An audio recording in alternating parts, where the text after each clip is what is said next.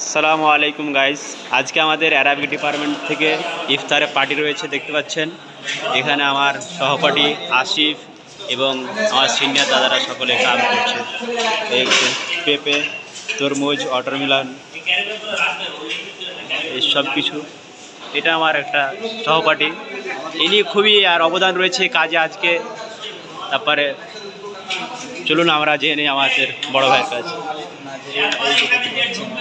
আপনি কিছু বলবেন ইফতারের ব্যাপারে আজকে? এখন আর কি বলবো, এখন যাই হোক ভাই, বলার তো অনেক কিছু আছে, কিন্তু এখন টাইম নাই, বুঝতে পারছেন সময়টা খুব অল্প সময়, হাতে সময় নাই, যার জন্য কাজ অনেক বেশি আছে, সেই জন্য এখন আমি কিছু বলতে চাই না। সে জিজ্ঞাসা করছিলাম আপনাদের ইফতারে কি কি আইটেম রয়েছে? এই তো দেখতেই পাচ্ছেন, কলা আছে, তারপরে পেঁপে আছে, তরমুজ আছে, আবার পাইনাপেল, আবার কি বলছে তোমার শসা, মাশাআল্লাহ, বিরিয়ানি, অনেক কিছু রয়েছে। আপনাদের পুরো ডিপার্টমেন্ট মিলে?